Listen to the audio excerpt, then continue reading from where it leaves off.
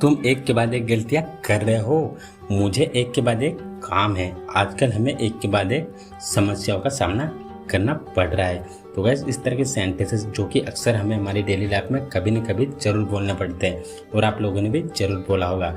So don't worry gas, आज की इस वीडियो में मैं आप लोगों को सिखाने वाला हूँ कि इस तरह के सभी सेंटेंसेस को इंग्लिश में कैसे बोला जाता है। तो गैस इस तरह के सभी सेंटेंसेस को इंग्लिश में बोलने के लिए वन आफ्टर अनदर का यूज़ करते हैं, जिसका हिंदी मीनिंग होता है एक के बाद एक। तो आइए इसको यूज़ करने का कंप्लीट रूल जान लेते हैं। तो सबसे पहले बोला जाता है कंप्लीट सेंटेंस, उसके बाद में वन आफ्टर अनदर। तो चलिए कैसे यहाँ पे कुछ एग्जांपल्स लेते हैं ताकि इसे और बेहतर तरीके से सीख सकें।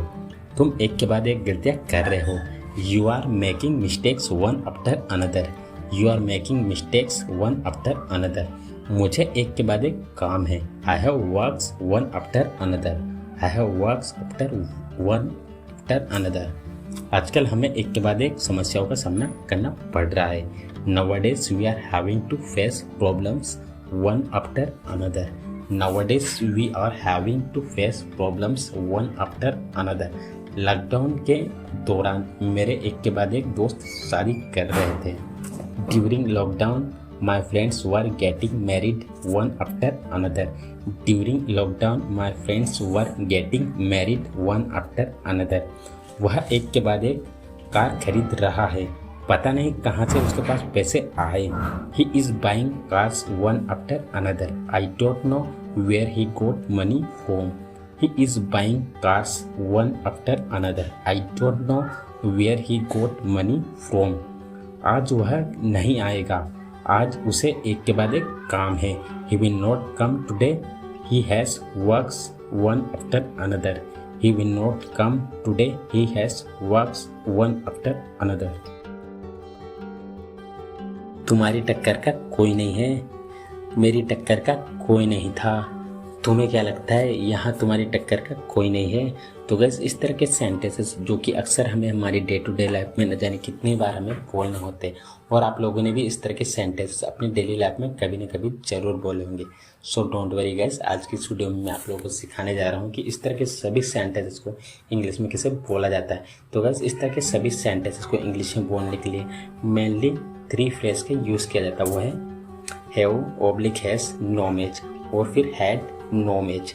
तो गैस इसका हिंदी मीनिंग होता है टक्कर का कोई नहीं है, या फिर मुकाबले का कोई नहीं है, या फिर जैसा मेरे जैसा कोई नहीं है। और हैड टू नॉमेज में टक्कर का कोई नहीं था, या मुकाबले का कोई नहीं था, या जैसा कोई नहीं था। तो गैस इसको यूज़ करने का कंप्लीट रूप जान लेते हैं। तो सबसे पहले बोला जाता है सब्जेक्ट, उसके बाद में हैज़, उसके बाद में oblique have, oblique had plus no match. तो गैस एक और बात क्लियर करना चाहूँगा, यहाँ पे जो हैज़ है, हैज़ नॉमेज ये सिंगुलर सब्जेक्ट के साथ में यूज़ होगा और हैव नॉमेज प्लूरल के साथ में, और हैड नॉमेज ये ऑल सब्जेक्ट के साथ में यूज़ किया जाएगा। तो आइए कुछ एग्जांपल्स लेते हैं ताकि इसे और बेटर तरीके से सीख सके। तुम्हारी टक्कर का कोई नहीं है, या फिर तुम्हारे मुकाबले का कोई नहीं है, या फिर तुम्हारे जैसा कोई नहीं है। You have no match, you have no match. मेरी टक्कर का कोई नहीं था, या फिर मेरे मुकाबले का कोई नहीं था, या मेरे जैसा कोई नहीं था। लगता है यहाँ तुम्हारी टक्कर का कोई नहीं है। What do you think? You have no match here. What do you think? You have no match here. आपके पढ़ाने की टक्कर का कोई नहीं है। Your teaching has no match. Your teaching has no match. हमारी टक्कर का कोई नहीं है वहाँ पर। We have no match over there. We have no match over there. कबाब में हड्डी मत बनो। वह हमेशा कबाब में हड्डी बनता है। तुम कबाब में हड्डी क्यों बन रहे हो? तुम कबाब में हड्डी बनने की कोशिश मत करो। तो गैस इस तरह के सेंटेंसेस जो कि हमें हमारी डे टू डे लाइफ में हमें न जाने कितने ही बार इनका यूज़ करना होता है, जिनमें कि हमें बोलना होता है कबाब में हड्डी बनना। तो इसके लिए इंग्लिश में कौन से फ्रेज का यूज़ किया जाता है, आइए देखते हैं। तो इसके लिए हम जिस फ्रेज का यूज़ करते हैं वो है थर्ड व्हील, जिसका हिंदी मीनिंग होता है कबाब में हड्डी बनना। तो आइए इसको यूज़ करने का कंप्लीट रूल जान लेते हैं। तो सबसे पहले बोला जाता है कंप्लीट सेंटेंस, जो कि आपका किसी भी टेंस में हो सकता है, ये आपके ऊपर डिपेंड करता है कि आपको बोलना क्या। फिर उसके बाद बोला जाएगा थर्ड व्हील। तो आइए कुछ एग्जांपल्स लेते हैं ताकि इसे और बेटर तरीके से सीख सके। कबाब में हड्डी मत बनो। Don't be a third wheel. Don't be a third wheel. वह हमेशा कबाब में हड्डी बनता है. He always becomes a third wheel. He always become a third wheel. तुम कबाब में हड्डी क्यों बन रहे हो? Why are you becoming a third wheel? Why are you becoming a third wheel? तुम कबाब में हड्डी बनने की कोशिश मत करो. You don't try to become a third wheel. You don't try to become a third wheel. वह हमेशा कबाब में हड्डी बनते रहता है. He always keeps becoming a third wheel. He always keeps becoming a third wheel. हमें कबाब में हड्डी नहीं बनना चाहिए. We should not become a third wheel. We should not become a third wheel.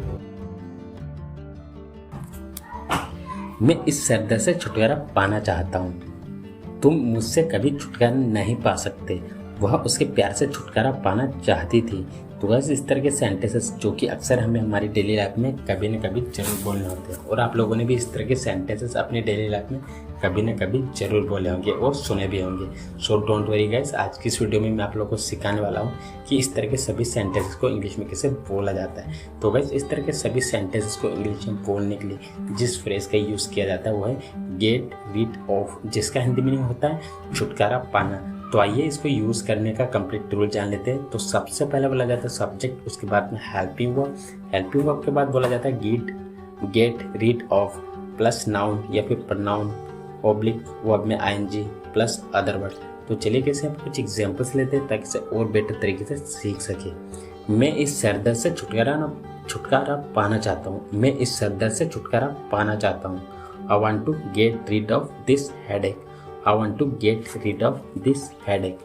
तुम मुझसे कभी छुटकारा नहीं पा सकते. You can never get rid of me. You can never get rid of me. वह उसके प्यार से छुटकारा पाना चाहती थी.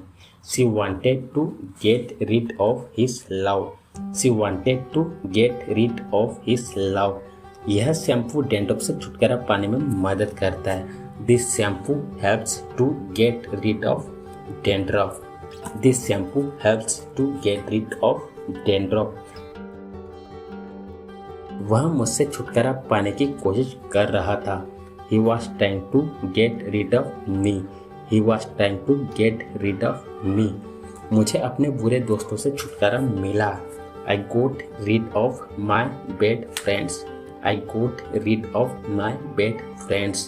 उसे नशा से छुटकारा मिला. He got rid of addiction. He got rid of addiction. तो गाइस, आज की इस वीडियो में बस इतना ही. अगर आपको वीडियो अच्छा लगा है तो वीडियो को लाइक करें. अगर आप हमारे चैनल पर पहली बार आए हो तो वीडियो को लाइक और चैनल को सब्सक्राइब करना ना भूलें. मिलते हैं एक ऐसे शानदार वीडियो में. Till then take care.